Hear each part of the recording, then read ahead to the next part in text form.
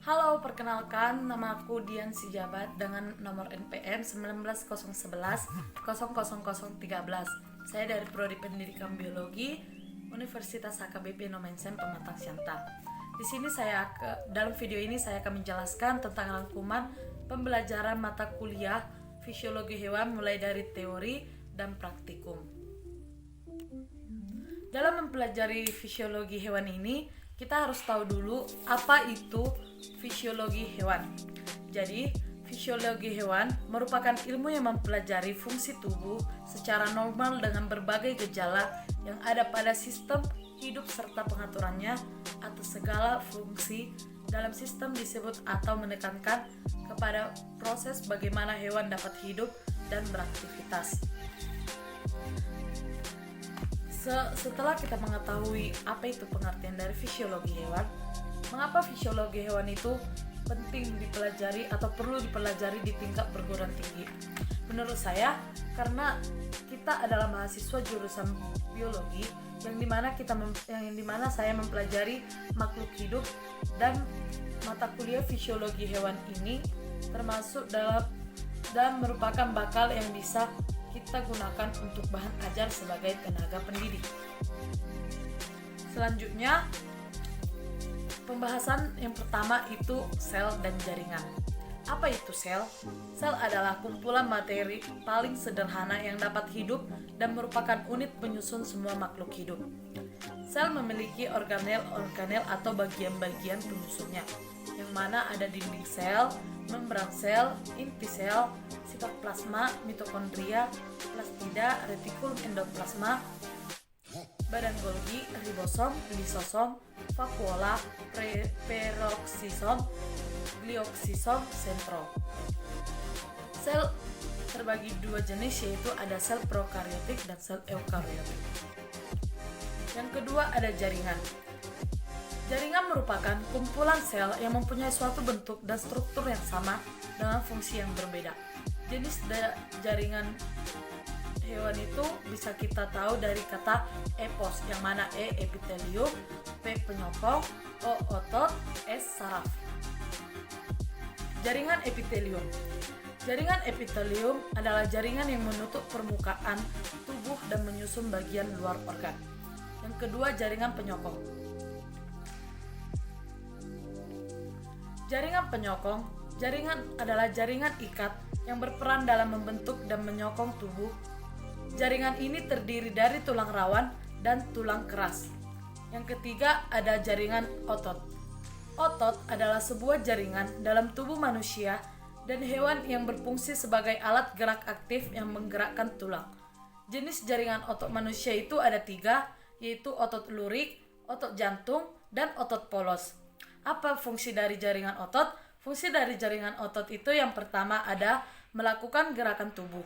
Yang kedua, menjaga tubuh tetap stabil. Yang ketiga, membangun postur tubuh. Yang keempat, memompa darah. Yang kelima, membantu proses pernapasan. Yang ketujuh, membantu proses pencernaan. Yang kedelapan, menjaga kemampuan melihat. Yang kesembilan, melindungi organ di dalam tubuh. 10, mengatur suhu. Dan 11, membantu proses persalinan. Yang keempat, jaringan saraf. Jaringan saraf terdiri atas sel-sel saraf atau neuron. Jaringan saraf adalah jaringan yang berfungsi menghantarkan impuls atau rangsangan dan terdiri dari sel-sel saraf atau indera.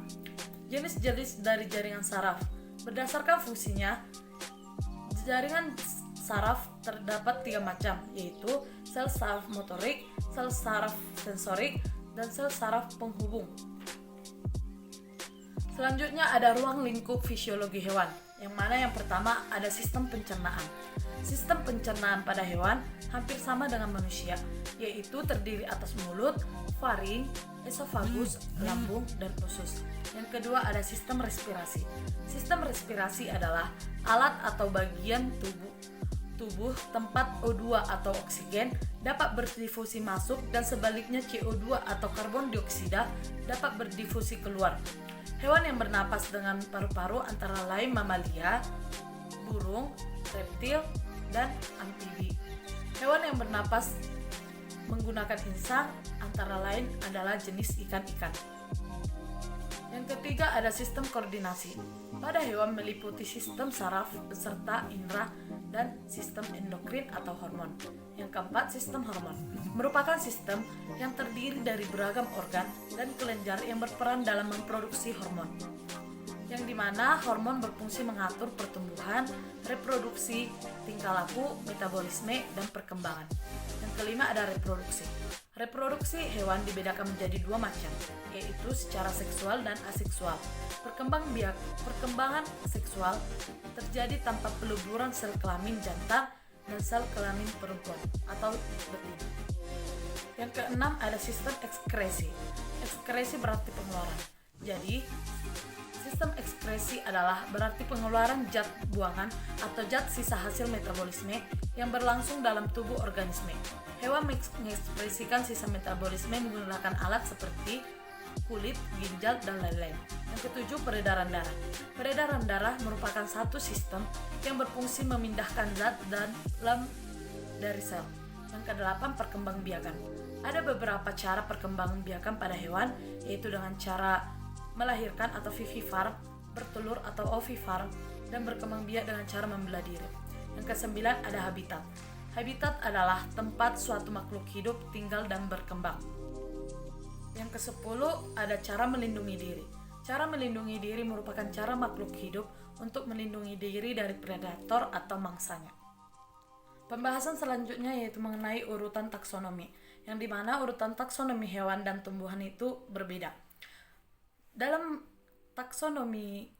urutan taksonomi hewan yaitu dimulai dari kingdom, phylum, kelas, ordo, famili, genus, dan spesies. Sedangkan tumbuhan, urutan taksonominya yaitu kingdom, divisi, kelas, ordo, famili, genus, dan spesies. Selanjutnya tata cara penulisan ilmiah.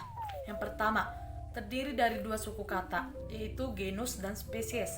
Yang kedua, penemu diakhiri dengan akhiran i. Yang ketiga, genus memakai huruf besar pada awal kata. Yang keempat, spesies, awal kata atau kata spesies awal dipakai dengan huruf kecil. Yang kelima, dicetak miring atau bisa juga ditulis tetap tegak tetapi digaris bawahi. Contohnya itu Oryza sativa. Yang dimana Oryza adalah genus dan sativa itu merupakan spesies. Jadi, menurut tata cara penulisan ilmiah, Oryza huruf O-nya harus huruf besar, sedangkan sativa tetap huruf kecil. Contohnya yaitu kingdom. Kingdom Animalia, phylum Chordata, kelas Mammalia, ordo Carnivora, famili Felidae, genus Panthera, dan spesies Tigris. Urutan takson dalam hewan yaitu Animalia. Animalia itu hewan, Chordata bertulang belakang, Mammalia menyusui, Carnivora pemakan daging, Felidae menyembunyikan kuku, Panthera mengaum, Tigris harimau. Sampel praktikum pada fisiologi hewan ini yang pertama itu ikan mujahir.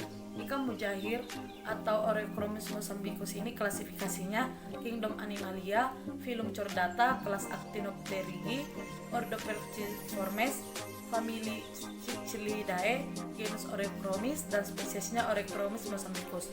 Yang kedua ada ayam.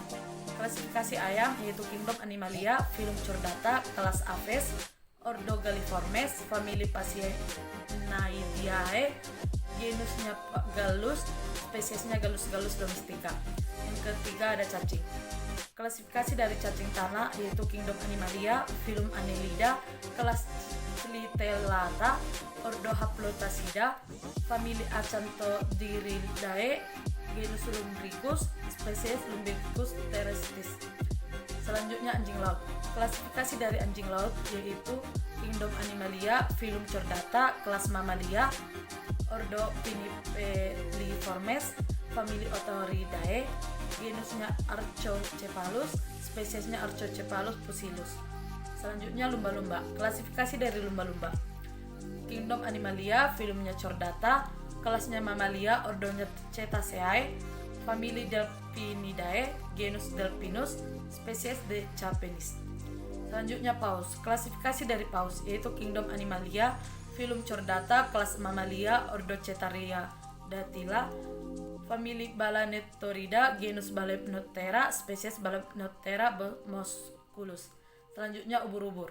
Klasifikasi dari ubur-ubur yaitu Kingdom Animalia, Phylum Chordata, kelas Scyphozoa, ordo Semaeostemeae, famili Ulmaridae, genus Aurelia, spesies Aurelia aurita. Yang terakhir itu hiu.